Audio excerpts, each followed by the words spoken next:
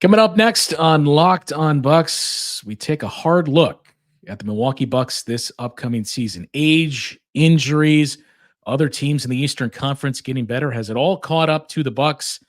And is this the start of the decline? Camille and I open up that conversation next on Locked on Bucks.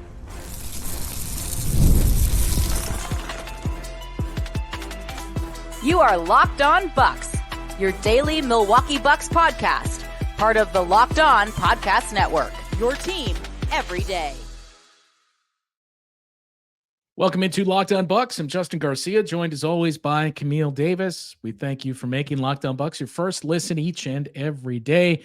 Free and available wherever it is you get your podcast. You can view us on YouTube as well. All part of the Locked On Podcast Network, your team every day. Today's Locked on Bucks is brought to you by FanDuel. Now through September 22nd, all FanDuel customers can bet $5 and get a 3-week free trial of NFL Sunday Ticket from YouTube and YouTube TV. Visit FanDuel.com to get started. Well, Camille, it is the glass half empty view for the Milwaukee Bucks here. There is no reason for optimism episode. So I think if you fall into this camp, as we're laying out the case for both sides, you would really point to probably three things, maybe four, if we're being honest, one of them being the coach of the Bucks. But the first of those things is the age of this roster. As we've talked about, one of the older rosters in the league, the offseason additions that they made, while younger than the players that they replaced and better, you're still not flush with mid-20-year-old players. And, with that, with the age, when you talk about Chris Middleton approaching his mid-30s, Brook Lopez already there, Giannis is already going to be 30, believe it or not. And Damian Lillard, the same age as Drew Holiday in his mid-30s. So with that, I think comes two things. Number one, the risk of more injuries. And of course, the big piece is, okay, when does the regression come? That's really the starting point. If you think this window is almost closed or closed, I think that's where you start. Absolutely. Because, for years, one of the things with the Bucks was just leaning on the youth of Giannis. It's been so long with him in Milwaukee that we've watched him grow up to the point where I'm not sure some people even think about the fact like, oh, he's entering to his 30s. He's married. He's been in the league for quite some time at this point. And then on top of that, too, the Bucks' key players are all players in their 30s. So it's like you're counting on older players to be your core, to be the driving force of this team. And the conversation has already started around Brook Lopez and what he's able to bring to the table with his age. And it's like, okay, at some point, we saw that teams are pulling him out away from the hoop because, of course, you keep him by the hoop. That's where he's going to be most effective. So it's like, we know. Even if this was 5 years ago, the foot speed isn't going to be there to keep up on the perimeter. So it's just trying to figure out, okay, what does regression look like for these teams? And if it is for the Bucks, where it's like something happens with Brook Lopez, the anchor defensively for this team, what does that mean? Especially given the fact that the Bucks' big rotation is really just Brook, Giannis, and Bobby Portis. So like if any of those three guys has regression, that alters your rotation extremely big. Or injuries too. Or injuries, yeah. Yeah, at this moment, there's 6 players on the roster that are at least 30 years old. By season's end, there's going to be 2 more, and those are Giannis and Bobby Portis. Hard to believe Bobby Portis is younger than Giannis is.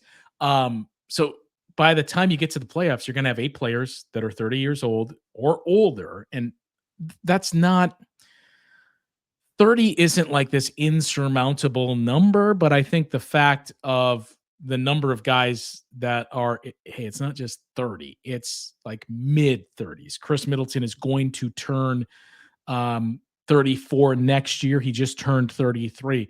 Damian Lillard just turned 34. Over the summer here. Brook Lopez, as we mentioned, 36 years old. He's going to turn 37 next season. So I think that's part of what you look at. And when we talk about those younger guys, how you did supplement and make this roster younger with your moves in the offseason.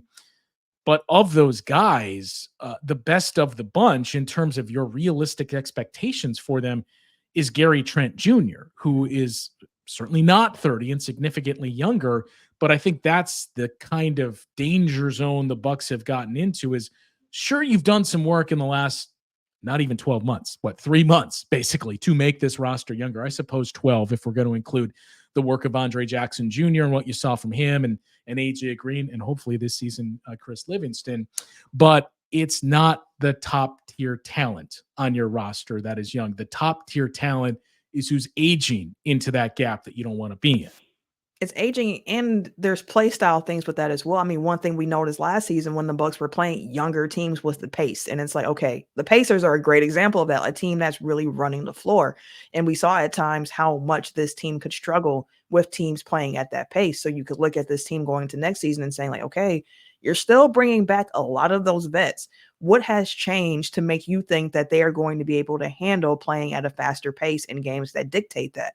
Is the transition defense going to be better? Are they going to be able to make those rotations better?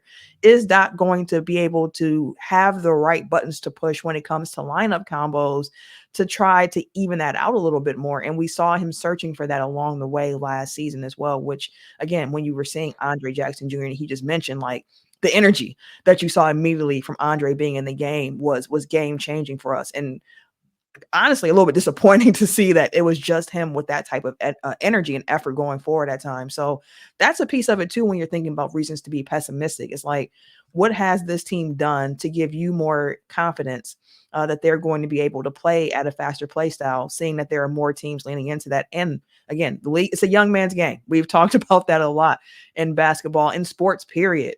So it's like, how do the Bucks adjust to that as well?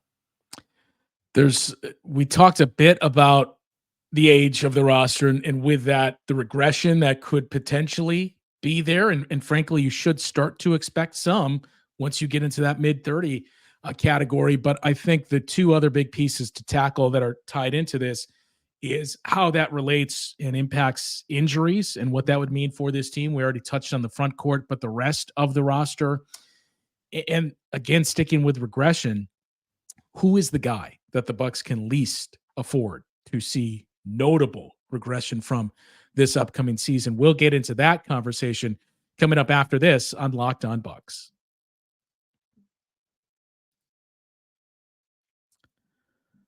Well, it is time now to talk to you about our friends over at FanDuel. As you've heard Camille and I mention them quite a bit. They are, after all, America's #1 sports book.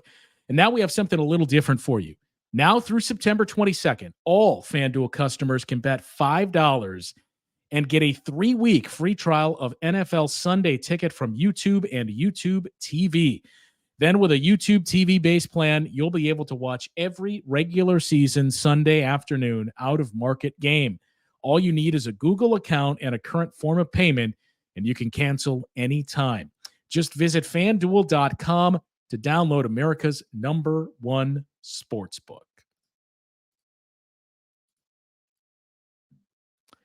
We thank you for making Locked On Bucks your first listen of the day. And for your second listen, we encourage you to enjoy the Locked On NBA podcast. There is no offseason in the NBA, and Locked On NBA provides daily basketball analysis from national and local experts in 30 minutes or less. No one keeps you as informed and entertained as Locked On NBA. Available on YouTube or wherever you get your podcasts. Part of the Locked On Podcast Network. Your team every day. So let's stick with the regression theme here, Camille. Who is the one guy, and I'm curious to see if we have the same answer. Who's the one guy on this roster the Bucks can least afford to see notable regression from? Well, I mean, of course, like Giannis, Dame, like those are the ones that stand out. But honestly, I would point to Brook Lopez, just given the defensive importance that he plays on this team. Like he is that anchor defensively for them. And if Brook Lopez goes into this season and he is not the same rim protector that he was, given the fact that he can also stretch the floor offensively, it's like, at what point does that defensive loss take, like, go into what he's doing offensively and said it's not worth having him on the court at this point. So for me, I would say Brook Lopez, because again, we've heard Giannis mention in the past how he's not really trying to be a 5 all of the time, Yeah. and what that does to his body. So like Brook Lopez is a really big, important part for this team, especially when we talk about the defense of this team and how important point of attack defense is, for sure, because it is. But having that last line of defense at the rim is super important as well. So I would say Brook Lopez. In you and I are both very staunch Brook Lopez defenders and supporters, but I mean, I think we're going to see regression from him. It's only natural. 36 years old. It's what, 3 years removed from back surgery now. You have to anticipate it. It can't be to the levels of, man, he really fell off a cliff. And I know there was that pushback last year of, oh, you saw some regression from Brook Lopez. I'm sure there was some, but I still dispute that you saw it to the levels that a certain segment of fans and other national observers would put it at. I think there's a lot that went into it when you just examine the defense and what you're asking Brook Lopez to do with the lack of support system. I think the optics make it look like he was worse defensively than he actually was. I think it's Damian Lillard, because this thing doesn't work if you don't have both Giannis and Dame. And, we saw last year, if that's the version you're getting of Damian Lillard, you can still win if you have the right pieces surrounding the group, right? If you had lockdown defenders and you felt pretty good about your defense, if you had, and again, this isn't to take shots at Chris Middleton, if you had a more reliable third scoring option, then I think you could overcome that a little bit more. But you don't have that. You have Chris Middleton, who showed you he still has that level in the playoffs. We don't know how many games Chris Middleton is going to play in the regular season. And I don't mean to drum up more of the can't rely on him, he's injury prone, but I think we all have at least a raised eyebrow when you see he had surgery on both ankles and we see how cautious they've been with him in the past. I don't know what the realistic expectation is for games played, not just for Chris, for any of these veterans. Maybe that's the change, is let's take it a little bit easy on these guys, although that doesn't necessarily mean you're going to be healthy in the postseason.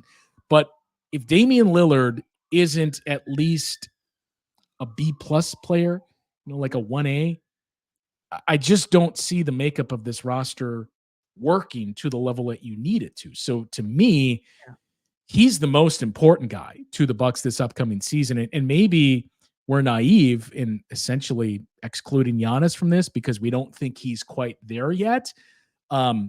If there were signs of it, I would put Giannis number 1 in the guy that you could ill afford it from. But given everything we've seen, I think Dame is the most important guy to the team this season. And I definitely get that, because I mean, this roster is coming together around the star power of Dame and Giannis together. Like, that is the basis of this team. That's what gives you the optimism about what the Bucks are going to do. So if Dame isn't looking like Damian Lillard, then it's going to be a problem, especially given the fact that you're going to be seeing across, the country where it's like, there's Jrue Holiday doing what Jrue Holiday does. And again, I understand why the Bucks made the trade for Damian Lillard. I think that it's a trade that I would make again still today, just because, again, in the playoffs, we saw the Bucks half-court offense crawl to a halt at times where they needed more shot creation, and Dame brings that. So if he's not bringing to the table what you expected, it does cause quite a problem for this team. So just a question for you, just thinking about it. If we see the same Dame that we saw last year with this team, but let's say that everyone else remains healthy through the year, you get Chris Middleton to the playoffs and Giannis is healthy in the playoffs, do you think that even with the Dame that we saw last year, and to be clear, we're both expecting better from Dame this year, Dame's expecting better from Dame this year, but if you don't get that, do you think that the Bucks are still going to be able to really contend for a championship with the version that we saw last year? No. If that's what you have, I think they are a second-tier team in the Eastern Conference, is basically their ceiling, because they got better in areas. As we mentioned, the roster is better. Defensively, it's hard to envision them being worse than they were, especially the first half of last season. But I think there are pieces that are going to help you more. So they should be better there. But I don't think any of us expect them to be a top 10 defense this season. And that's the thing, is if you're not going to be elite on one level of the floor, you don't have to be elite on the other, but you have to supplement from there. And if Dame isn't at that level, if Dame is where he was a season ago, and when you look at the numbers for Damian Lillard, I'm going to take the 21-22 season out of it because that was just 29 games. And I think that was the adductor issue that he had that season. A lot of Dame's numbers last year, excluding that 21-22 season, they were the worst since year 3 in the league, which goes all the way back a decade ago, basically to 2014, 2015. So that's the challenge, is, as we've mentioned, there were a lot of things going on and off the court for Damian Lillard. But you also can't ignore the age and the fact that he is a smaller player. And those are the guys that we see start to break down a little bit more. And you can't help but wonder, is this the start of that? And I think it's fair to, like, it's completely fair to have those questions, especially after seeing the play that he had last year. We made a joke about the 2K ratings of him being an 89 going into this season. I'm like, when he was traded here, he was a 94. But again, the play of last year, it plays into that. So yeah, I think Dame is a really good answer. And I know for the next segment, another thing to talk about here is just the fact of, like, well, who else is on this team? Like, what's the depth on this team here? We talk a lot about making sure you have the 16, game players, which of course you have to have when you're trying to win a championship. But it's like, what does that rotation look like? Who are those guys that you're counting on to be 16 game players? And does this roster have enough on it to be able to really make that championship push is the real question. And what about you? Do you think if the version of Dame that you get this year is what you had last year, are the Bucks in that contenders window? Only if things broke right, in the sense of like what the Pacers saw, where it's like you're lined up against teams that are facing health issues, so you're able to kind of take advantage of the situation that's in front of you. But the Bucks are going to need a better Dame. Like, I think that's part of why when you saw him in game 1 against the Pacers, everyone was like, okay. This is it. This is what we've been waiting for. This is what we've been waiting for. So, like, you saw the difference of what the play looked like, of what you were expecting to get based on what you did get. So, like, they are going to need Dame to be Dame this upcoming season for sure. And again, like, I hate to sound like a broken record here, Damian Lillard was not bad last season. Just a bit inconsistent. But you've assembled a top-heavy roster. So if you are not going to have 2 superstars playing at a superstar level with the way that this roster has changed, you're really behind the 8 ball. So I think that's where both of our reservations are on that front. I know you mentioned the depth piece. I think the last thing to squeeze in here, we touched on injuries, and a similar question of the regression piece. Who can they least afford to see it from?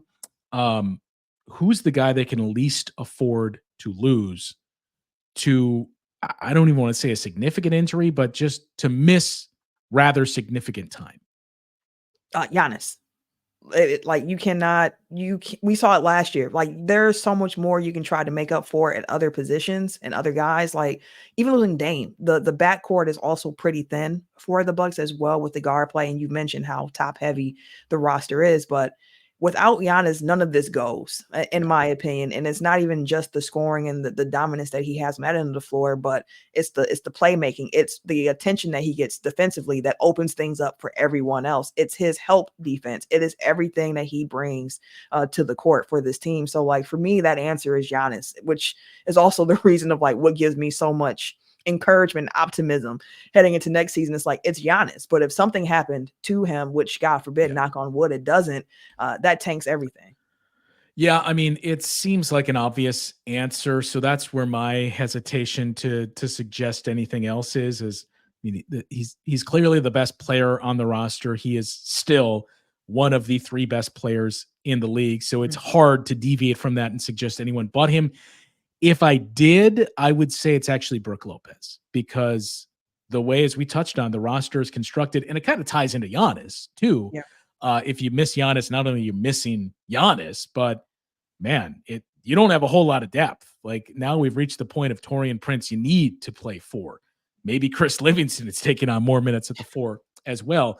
And for Brook, it's compounded even more because you have no other center on this roster. You're basically asking Bobby Portis to play out of position. So those two guys, for those reasons, I think are the two. Giannis clearly more so than Brook, but those are the two you can least afford to see gone.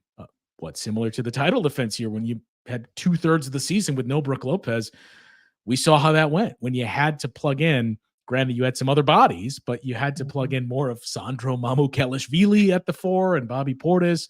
And it wreaked havoc on the defense. So that's another one of those concerns that is facing an older team that doesn't have a whole lot of depth in certain spots on the roster this season. Speaking of that depth, I think there's one other area that you're really curious to see, okay, do you have enough here? We'll get into that conversation coming up after this on Locked On Bucks.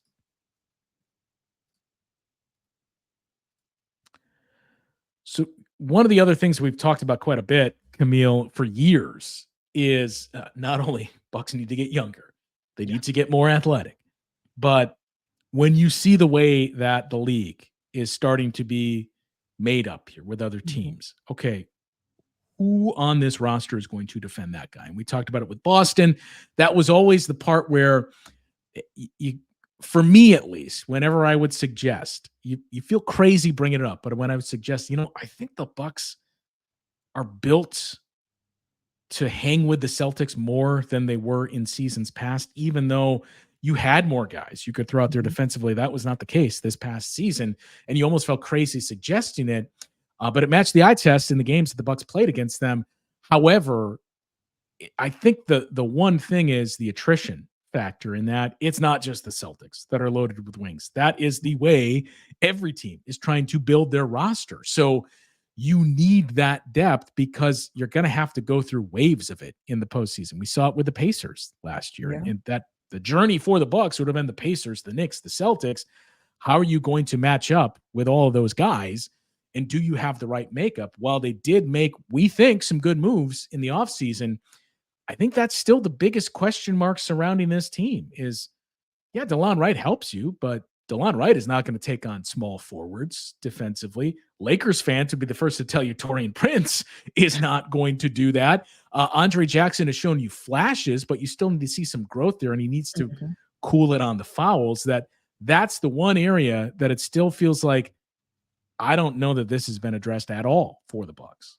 And it's challenging in the sense that when you think about the Bucks starting lineup, right? So if you go Dame, Trent, Middleton, Giannis, and Brook, you're looking at a Damian Lillard and you're looking at a Chris Middleton, who at this point aren't plus defenders. Dame, as we've mentioned before, he likes to get up for the challenge. He has quick hands, so on and so forth. Yes. But he's going to be targeted defensively. And Chris Middleton no longer has the same lateral quickness that he had when he was younger and able to be, an above average defender on the floor, plus what he gave you offensively as being a 6'8" forward, which the size still comes into play. And I do still think that Chris is a very smart team defender in that sense. But when you think about that, okay, so who else are we playing around them to kind of ease that up and trying to make this defensive scheme work even better? Just knowing that there are going to be two guys on the court in crunch time who teams might say, hey, we're going to try to attack this disadvantage. Like, who off the bench would you trust in spot minutes to try to come in and facilitate that lineup a bit better if the Bucks need more defense or need to go more switch heavy? Like, do the Bucks have the guys on the roster to make that happen? And we think the answer is possibly, maybe. Are one of these young guys ready to take that challenge? We don't know. And at this point, the optimism comes in the not knowing, where the pessimism comes in also from not knowing, because nothing is proven at this point for this team. We think that we'll see a jump from certain guys this upcoming season, but if we don't, then the Bucks are in a situation where they don't have enough reliable two-way wings on this team to really compete with a Boston or another team that's wing heavy. And your best case scenario is what? It's probably, I'm biased, but it would be, hey, Chris Livingston shows us everything, because theoretically he could take on 3s and 4s. Right. But realistically, Chris Livingston, as much as I love the guy, he's not going to step in and be a playoff man. This guy's playing 20 minutes in the playoffs and a proven contributor. You just don't see that from somebody that was on the roster last year but didn't play basically. Mhm. You need the onboarding and the ramp up for it. So your best case scenario is that's Andre Jackson Jr. that had that experience last year, continues to put in work this summer, working with Doc and the coaching staff. And that's the guy that you feel like we can throw out there and he can take on those challenges at the three and take on some of those wing players as our point of attack defender. The big obstacle is still going to be overcoming the offense. And where do you fit him in there? Because depending on the lineups and assuming Giannis is going to be on the floor with him, that is going to remain the ultimate challenge is how does this work with two non-shooters on the floor? So that to me is what I keep coming back to is I think this can work in the regular season. We truly believe the roster is better, and that's the time for Chris Livingston, for Andre Jackson Jr. to get those minutes and those reps. But it still remains to be seen. And to be clear, not just for those guys. I think the jury is still out on Gary Trent Jr., on Taurean Prince, on others on this roster, whether or not they're 16 players or they're 82 players. So that's the challenge. And look, the other part is if you, and easier said than done, especially given the constraints the Bucks were up against this offseason. If you could have found a three that can step in there, can basically be a 3-and-D guy for you. I don't know that you can say it solves everything. That solves a lot because we may be moving into the era of Chris Middleton basically being a small ball four for you with a 6'11" wingspan, I think he has. And you mentioned the lateral quickness, the injuries, the age, all of it. It's not where it was. It's kind of like reminiscent to what we saw from Klay Thompson a year ago. Still a smart team defender, but the physical tools have certainly taken a step backward. And maybe his best value is playing alongside Giannis at a small ball four. Unfortunately, you just don't have that three as of right now without seeing the games and progression from anybody else that you feel comfortable in plugging in there alongside them. Yeah, exactly that. And small ball for Chris Middleton is something I threw out last season. Like, I'm just curious to see how this might look for this Bucks team. And that might be something that the Bucks have to throw out there this year based on necessity of just like, let's just see how this works, just given the lateral quickness moving. And just one more Andre Jackson Jr. point to point out is he also got hurt during summer league. So it's like, all the summer we've heard about the development aspect for this team and how guys are taking steps and what's expected of them, so on and so forth. And summer league wasn't an avenue for Andre Jackson Jr., I think, to really showcase what he would be able to bring to the Bucks, just given the fact of the type of role that he plays. And it's not his situation to be in. Like, that's not for him. We mentioned the offensive game is not like he's not going to go out there and get buckets like that, which is what summer league tends to be a lot about. But I do think him getting that injury could be a hindrance to him going into this season as well, because we know how important it is to be able to get those developmental reps in and the training. And when you have to focus on rehab, you're focusing on rehab and not continuing to better your game on the court, at least. So I think for him, the injury piece of it too was also a blow this summer. Luckily, it's something that should hold him out super long heading into the regular season, but it's still something that can slow down the development that he needs to have. And as you mentioned, there are some things that he has to continue to work on going into this upcoming season with the defensive fouling and so on and so forth. Yeah, I mean, and that's the thing too, is you look at the wing players that you're going to have to contend with this season. And I know some of them are just basically changing laundry and changing teams, but that makes it even more complicated because in the case of a guy like Mikal Bridges, he was in your conference before, but now he's going to a team where you already have to, okay, who's taking on Jalen Brunson? Who's taking on Dante DiVincenzo? Now we got to worry about Mikal Bridges. Philadelphia, you got to worry about Tyrese Maxey. And you saw what he did a number of times against the Bucks last season. Now add Paul George into the mix there as well. And of course, Boston up and down the roster. So there's more and more of it, which makes this position even more important. And I think that was always the challenge, right? Is you don't want to be too hard on the Bucks because realistically, what did you expect from who was available and the resources that they had to work with? I know everybody's drummed up trades where you could bring in Cam Johnson and everything else. None of it was ever realistic. So that is, look, injuries are going to be a big piece of it. Regression is going to be a big piece of it, but the void of defenders on the wing may ultimately be what is the undoing for this team if they don't meet expectations. Really could. And on top of that too, like the Eastern Conference around them is getting better. Like you mentioned those teams, and there's still Orlando Yeah. who brought in KCP this summer, and they were already a team that was stout defensively, a big team. The shooting wasn't necessarily there for them, but they pose an interesting challenge for teams going forward. So like in addition to possible regression, in addition to the injury concerns and what holes this roster might still have, it has to be said as well. Like it's not as if the conference got weaker around the Bucks. So if the Bucks aren't improving, they're falling behind in the same note because there are so many other talented teams in the conference where you're not gonna be able to sleepwalk through games and think that it's going to come to you. So yeah, there are reasons to look at the Bucks team and be like, I just don't see it for them. But there are also a lot of reasons to look at them and be like, I can see the championship contention within this team. I can see how they can get there.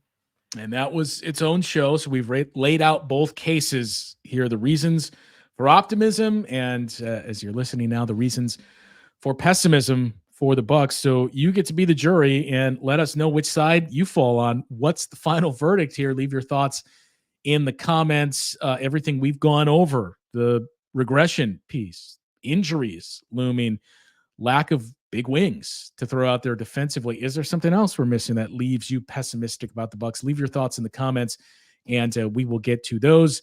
And again, if you missed the other one, the reason to be optimistic about this team, check out that show as well. That will do it for today's episode of Locked On Bucks. For Camille, I'm Justin. We'll talk to you once again tomorrow on Locked On Bucks.